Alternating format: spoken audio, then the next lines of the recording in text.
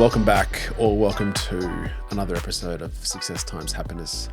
I am Richard Thompson, and after a couple of weeks of really amazing guests in Matthew Heyman and Adriano Zumbo, we have decided to have a solo episode. And it's been a little bit of time to get to this place, but this is essentially the Ultraman sub 20 debrief, and where I'm now, the feelings that what happened on race week, what happened during the race itself, and where I'm sitting at the moment and what the future looks like. So if that isn't something you're keen on, find another rep to enjoy. But I thought that this would be a good opportunity to get my thoughts down, and hopefully someone can take something from it. Thank you very much for tuning in and listening. I really, really appreciate that. If there's one thing that I'd love for this show to do is to get to more ears and more eyes. So if there's someone in your life that you think would really value this story or this episode or any of the episodes we've done, I would encourage you so much to share it and let us know as well how much you enjoy it or what you're looking for. So race week itself, I came down with a cold, I think Monday, Tuesday. We recorded here on the Monday and I was okay, and then Tuesday got progressively worse. I went out to dinner with Cody, Marcus, the director of the film, Michelle and my mum on the Wednesday night, I think it was, and I was really bad. I got zero sleep that night. Nose was really, really running, and I had a cough. I was okay. I didn't think too much of that. And then it was actually I thought it was getting better. I turned up on the Friday for race briefing. I'm still audibly cold, head cold, but feeling a lot better than I was. And then Saturday came and feeling ready and fine. Gun went off, swimming with the front guys in the water for the first half an hour. I could feel my chest getting tight and just feeling quite lethargic, to be honest. Didn't feel like I was short of breath or anything, but just didn't feel great generally. And then as I was trying to get through the swim, it was progressively getting worse. And then got out of the water. People were suggesting that I looked really pale and I didn't feel very strong generally. And hopped on the bike. Numbers were atrocious. It annoys me that I am sitting here reminiscing on what I did in training and what I didn't do in the race. But it's worse, I think, because I didn't get a chance, like on a health level. So anyway, I got onto the bike. Numbers were terrible. In training, I held 300 watts for the day one reconnaissance. On race day, I could only muster 250. It was a fair chunk. It was a 20% drop in power.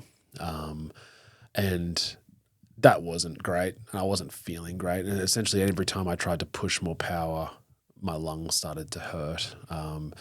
Got home. The boys got me back to the finish line. I was sort of so accepting of, on that day, so accepting of the situation that we were in. And but I thought I'd just get home, get back to the house and see what's happening, basically. And coughing up hunks of shit out of my lungs that over the night and in the morning. But physically I was okay in terms of muscles, right? Because you haven't done a lot physically in terms of riding or swimming to your potential. So we sat down and we were in the sauna that night and with Rich Burrows and my team, and we basically had a plan of, it wasn't about trying to win, and it never really has been about trying to win. It was always just about breaking 20 hours, and we knew that would be possible. And so the goal was going into day 2 was like, okay, well, we're not great, we're not healthy, but the goal is still trying to break 20 hours. And so we manifested a plan to do that, which was would have been a very, very hard task to do still from that position, but the goal hadn't changed and we just had to trust ourselves and hoped that the health would play ball. So morning came, the gun went off, we went off and physically feeling fine, legs felt fresh and power numbers were actually pretty good and back to being pretty good. So I was optimistic about that. Holding 40K an hour for the first 2 hours and But as I was needing to increase the power, obviously your heart rate increases, and it was like at 140 early on, and I knew that I needed to sit at 150 to 160 beats per minute for the remaining 4.5 hours, or 4 hours. So, but every time I got into the 150s, and that isn't necessarily too high, but as soon as I got into the 150s, high 150s, low 160s, I could feel my lungs really burning and it being quite uncomfortable in that level. So I wasn't breathing well, and at that point, I wasn't breathing well even at 140 after 2 hours of riding. So we made the decision that we weren't going to be able to reach our potential. So I made the decision to put health first. And my history is I've had 2 serious cases of pneumonia where I've been hospitalized and coughing up blood. And that was in my 20s. So I'm probably more prone to reacting because of that history. But I went to the doctors that afternoon. She didn't think it was needing an X-ray, or my chest didn't need an X-ray, because she could hear the fluid in my lungs, and thought that for me to try 3 different types of antibiotics all at once, and if it wasn't any better within 48 hours, to go to hospital. So we did that. I was able to get out on the course on Monday and see Simon and everyone else do their thing, which I was trying to keep my distance because there was still a possibility that I was going to be COVID positive. Bittersweet, obviously, to be out on the course, but something that was important to do. And but yeah, within 48 hours, or I think it was 3 days, my lungs came good, or better. And by 7 or 10 days, my heart was 100% healthy. So kudos to Simon for winning and breaking 20 hours. It was an incredible effort by him and everyone else who had finished that race. It's the first race that I have DNF'd in my career since I was 18. Actually, I think I did one other one where I got a flat tire and I didn't have the means to blow up, to inflate a spare. So that was my other DNF, but haven't actually DNF'd due to medical reasons before. So for that to happen when it mattered the most, took a little bit to digest. I was in a hole, like a mentally challenging place for about a week, where there was part of me that was in shock, a little bit disbelief that it was all done and we didn't achieve what I very much believed I could and very much visualized for many, many months that would happen. And so to sit back and go, oh, that's done. And not have the physical exertion of getting through an Ultraman to remind yourself that you've done that race, to be totally normal, less tired than in training, and to go, oh, that was the opportunity, but we didn't take it, was really hard. I think whenever you have a goal and you don't achieve that, you sort of sit in that place of not really knowing how to feel or what you feel. But I've learned through the last few years of my life is to really, you just have to feel it. You have to just sit. Tim Grover, who used to be Michael Jordan and Kobe Bryant's strength and conditioning coach, he talks about the idea of when life punches you in the face and you get temporarily put on the floor, is to sit there. There's an idea of get straight back up and back on the horse. But Tim talks about just taste the canvas, taste the floor. Just sit there for a little bit and embrace how uncomfortable, how challenging, just how shit it is to be in that position. Because that you don't want to be blind to that. You don't want to be so repelled by that. You are repelled to be there, but just to pause there for a moment and be okay with it. But just to know how shit it feels, because it then will drive you to not want to feel like that ever again. So that's certainly what that week was like, okay, I don't know what this means or where to go from here, but it sucks.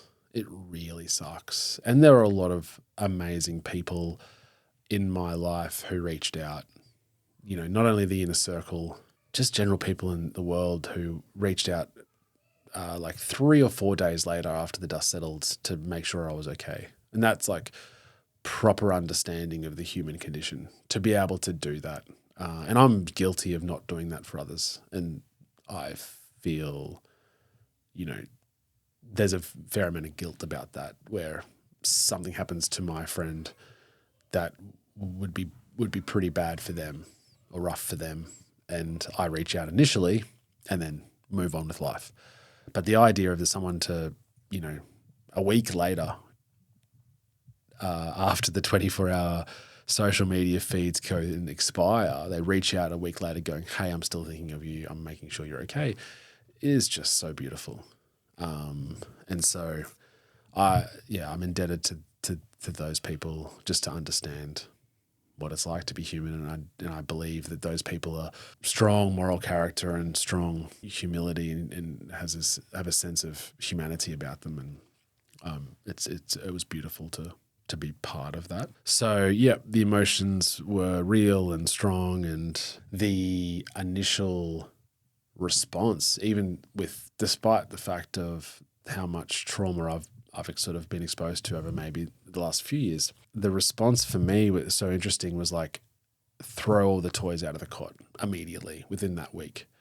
So I'd certainly done this before, where you sell everything in the garage. Like, I'm properly done from the sport.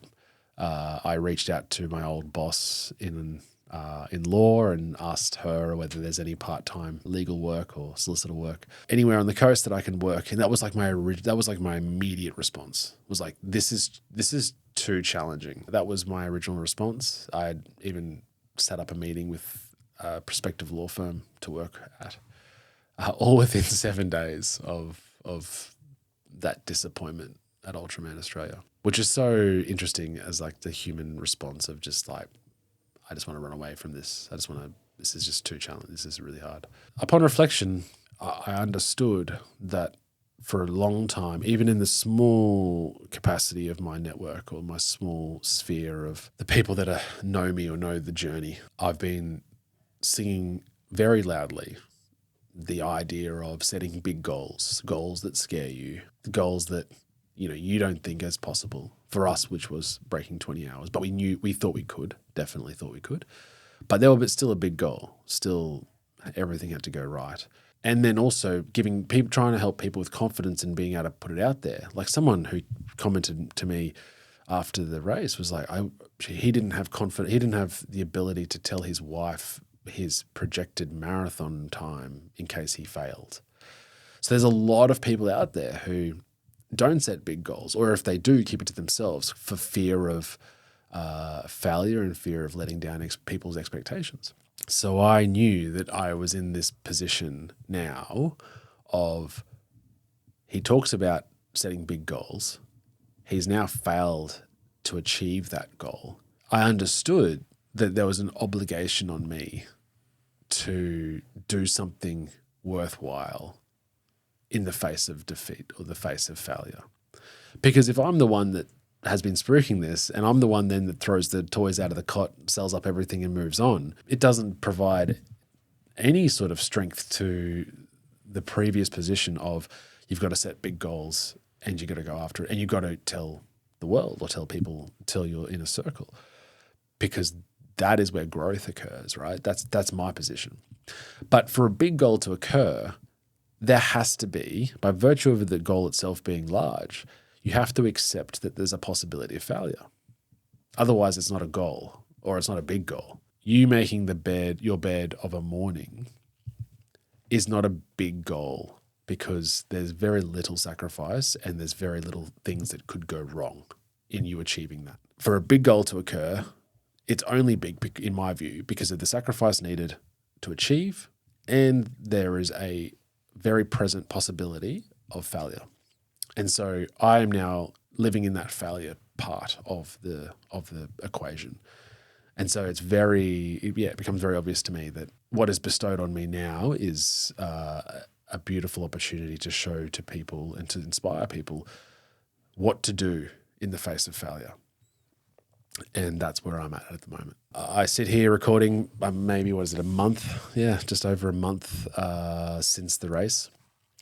And I still am not certain as to how the next 3, 6, 9, 12 months of my life look. And I put this on Instagram. The one thing that brings it back, like the one thing that I've done in my past has been, when you're at a really critical life decision of what do you want to do with your life, or do you want to stay in a particular relationship, or do you want to choose a job, or whatever the critical crossroad is to understand what your values are.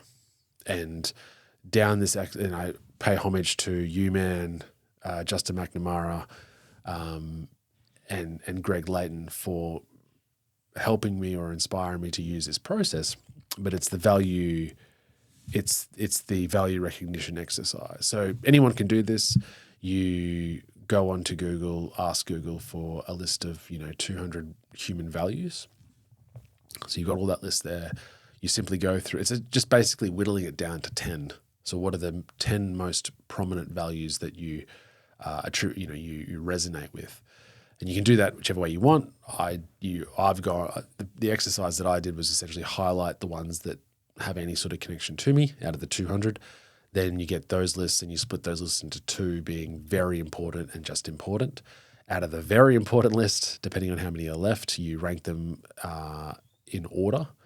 You rank them out of 10 as to 10 is critically unconditionally important, to 1 being important but not that important, I guess. And then you have a list of, then you can basically pick out 10 out of that list that are your 10 prominent values. And out of that 10, you want to find 2 that you want to lynch your life on. And you'll realize that if you nail those 2, the rest of the 8 will happen by virtue of those 2. For me, the 2 were making a difference and integrity. They are the 2 benchmark values that I live my life by. The 8 remaining ones were excellence, growth, kindness, learning, peace, love, honesty, and wealth. So how that helps is that when I make a decision going forward as to what I want to do with my life, where I want to go, do I want to race again? Do I want to keep coaching people in triathlon? Whatever it is I want to do, I do it with the view of integrity, and even parenting or relationships or anything, it's integrity and making a difference. And they're the 2 ones followed by those 8. So I'll wrap this up, but essentially that was the experience for Ultraman.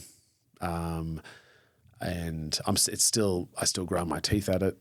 But I'm still in the process of understanding what success looks like for me now going forward. But the value recognition exercise is really, I find, really refreshing and so critical to where we go next. So I would definitely encourage anybody to, if you're lost a little bit with career direction, life choices, go back to your values, right? And if you become anxious about anything, just go back to your values and find your 2 feet on the ground, find your own foundation with those 2. And as long as you follow those values, then you can't go wrong. You might have to have awkward conversations. You might have to have difficult chats with people whenever your values are compromised, but they're yours. And that's what creates an amazing relationship with yourself, and it becomes easier to make big decisions, because it's not, should I do that or shouldn't I? It's how much does that align with my values? And if it is wholly aligned with your values, then it's a big thumbs up. Let's go do that. But when it's compromising some of them, then it becomes a bit more clearer as to you probably shouldn't do that and try to find something, and you should be finding something else that does align with them. I appreciate your attention way more than you think. It's been amazing. Even this is episode 10. I've already got some really, really cool guests booked and ready to interview. So thank you very much. And I again ask that you just pass on these episodes as and when you see fit to people that you think would benefit. So thank you very much for listening. And until next time, peace.